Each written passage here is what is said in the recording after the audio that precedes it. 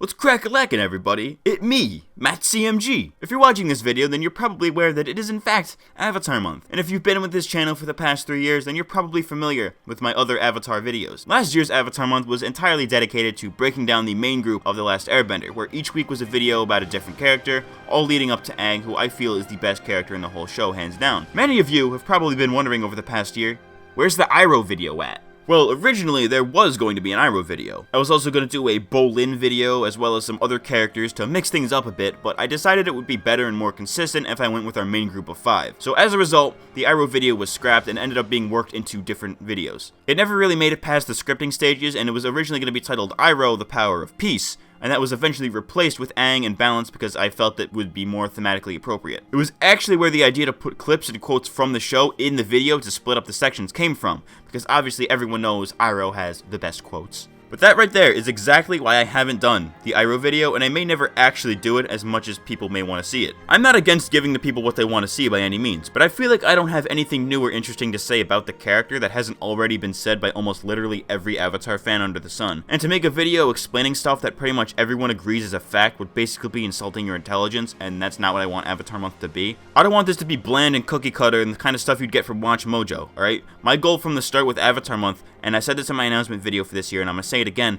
but my goal has always been to be unique in the things that I talk about regarding this series. My goal has always been with this channel to make videos on topics that either nobody else is talking about, or if somebody else is talking about them, if I happen to have a fresh take on that topic. And to do a video explaining why Iroh is the best character in the series would be basically beating a dead horse. Granted, there aren't that many videos actually detailing Iroh's life philosophy just based on a basic YouTube search, but if it's been done and I don't have anything to add to it that hasn't already been said, then I'm not going to do it. So the Iroh video probably will not happen, at least not in the same vein as last year's videos. So sorry to any of you who really wanted it and have waited a whole year for it. I am genuinely sorry, and I hope you can forgive me. But to compensate, I thought it'd be fun to go through some of the reasons as to why exactly Iroh is such a well-liked character within the fandom, because I have noticed that some people will only take his quotes at face value and assume that he's the wisest individual ever without really knowing why he is the wisest individual ever. So today, I thought it'd be fun to go through some of Iroh's best quotes and sayings and explaining exactly why they are so wise and why we love them so much and what makes them so deep. Now, if it's one thing I hate, it's when people are fake deep, if you know what I'm saying. Like, people will hear something genuinely deep and thought-provoking, but not actually understand why it is so thought-provoking and will completely miss the point. Just look up deep quotes on Google and you'll see what I mean. Stuff like that probably warrants a whole internet idiocracy episode on it, but hey, I'm getting ahead of myself. Let's talk about Iroh. Iroh's quotes are genuinely deep, and not this fake deep nonsense. They were just worded very simply because the show is going for a younger demographic. Simple does not always equate to shallow. But with that said, let's get weird.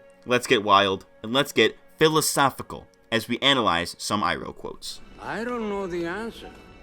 Sometimes life is like this dark tunnel.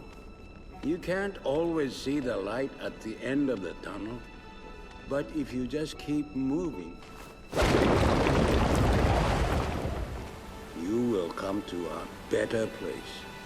This first quote in particular is one that I feel is very misrepresented and misunderstood. There's the obvious light at the end of the tunnel kind of thing going on that says eventually things get better, but that's very surface level. This quote is way more than just some 14-year-old Snapchat post, alright? Because the way Iroh says this line is less of a generic things get better eventually kind of thing and more of a you need to see things through kind of thing. Iroh's version of this is more complex in that he's not saying that things will improve just because they will. He's saying that they'll improve because you have to make the effort to get there. Even when there is no end in sight, when there is no light at the end of the tunnel, you still have to keep moving, keep taking that action, the action that will push you towards this better place. Most people, when they see their light at the end of the tunnel, they just assume that they've made it, but there's still more tunnel to go through. Just because you can see the end doesn't mean you've made it. In Iroh's version of this, you won't just see the end of it, you will eventually be in a better place. It's basically a fancy way of saying to see things through to the end. Aang needed to master the Avatar state, but wasn't sure that he should because of Katara, which was something that held him back, but he eventually saw it through, and though it immediately backfired on him and he didn't get immediately good results, he got good results in the long term, because of how the scar that he gets in the episode is what unlocks the Avatar state that defeats Ozai later on. In the catacombs, there was no light for Aang. It was not yet in sight, but he still went through with it anyways, and ultimately, he found himself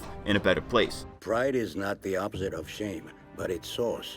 True humility is the only antidote to shame. This next one's a weird one because in a literal sense, it's not true. Pride is, by definition, the opposite of shame. Pride is feeling pleasure for your own achievements, while shame is discomfort caused by your own actions. But that's just on a surface level, because there is more to this. Is pride truly the source of shame? In a way, Yes. This is essentially Iroh's version of pride cometh before the fall, which, if you're unfamiliar with Proverbs, basically means that people will hit a high point right before a low point. In other words, overconfidence and pride in oneself can cause one to do something that they will later be ashamed of. It perfectly describes Zuko in this episode, where he is so confident that he can bend lightning that it eventually, and literally, blows up in his face. The second half of this quote claims that humility is the antidote to shame. Well, let's test this theory. If you are ashamed of something, aka already feeling bad about it, then can lowering your opinions of your own greatness really nullify that? For me, personally, no, but I'm sure that there is some truth to it. By lowering your view of your own achievements, you then put them on a similar playing field to your failures, and in doing so, you see them in an almost the same light. Granted, you can make the distinction that one is good and the other is bad. If you are modest about yourself, and therefore capable of criticizing your own achievements, then in the same strength, you can see the positives in the thing you are ashamed of. In other words, wow, I've said that 18,000 times. This is basically Iroh telling Zuko to be humble. It makes sense why Iroh would correlate these three things, as they're the two opposites and the gray area, and he was trying to teach Zuko about balance in this episode, which would have helped him learn to bend lightning. I went into this quote doubting its validity, but by the end of me writing this, I think I understand it way more than I initially did. So the last quote I wanted to talk about today is Iroh's speech to Zuko at Lake Laogai. I won't show you the whole clip because of copyright, but here's the important part that everyone loves to use. I'm begging you, Prince Zuko. It's time for you to look inward and begin asking yourself the big questions. Who are you? And what do you want?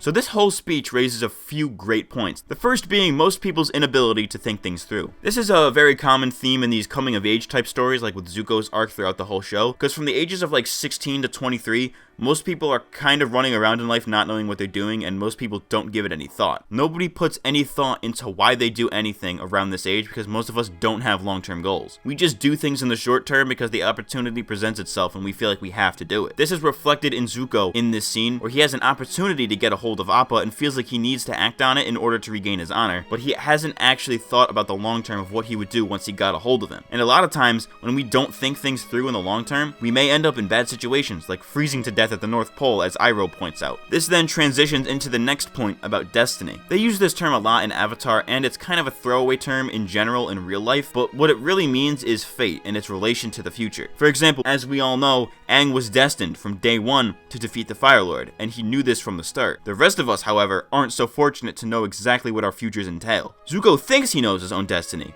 but does he really? The answer, in this scene anyways, is no, and Iroh sees this. He sees that Zuko has failed to make his own decisions, and is basing his self-perceived destiny on someone else's ideas that were planted in his head. Again, this can be applied to a more general audience. Think about it. Are you doing what you're doing in life right now because you want to, or have a goal in mind, or are you doing it because someone else told you or heavily influenced you to? For example, if you're in college, are you going because you want to be there and want to learn, or because your parents made you go? This leads into Iroh's final question: who are you? And what do you want? These are the questions that every well-adjusted adult has had to ask themselves at some point, and that most people definitely try to answer in early adulthood to varying degrees of success. But the main gist of this final question is that you need to follow your own path, not one set up for you by someone else, as cheesy as that sounds. Zuko was lucky because he had Iroh to help guide him towards what he truly desired, but not everyone has somebody like that. So it's best to ask yourself these questions and really ruminate on them. The reason I love this scene so much is the quote itself, obviously, but also because of how out of character this feels for Iroh, but in a good way. Most of his wise words are said in a very peaceful context and a very calming tone of voice, but in this one, Iroh is angry. We don't often see him raise his voice like that, especially towards Zuko, so it's a very rare sight. It's clear to me that he's not mad at Zuko for what he's doing. He's mad because he's passionate and really doesn't want to see Zuko go down the same path the rest of his family did. And this is confirmed in the finale where Zuko finally meets back up with Iroh, and he forgives him for what he did. Iroh was never mad at Zuko, he was mad at himself for allowing Zuko to go down the same path his father did. So those are 3 of the deepest Iroh quotes I wanted to talk about today. I hope I was able to deliver for those of you who wanted an Iroh video. If you're wondering why I didn't talk about some certain quotes, maybe leave a comment down below asking about a specific quote, or maybe talk about what you think a certain quote means, and I'll try to get back to you. With that said, I hope you all enjoyed this video and got something out of it. I've been MattCMG. I'll see y'all next week. Thanks for watching.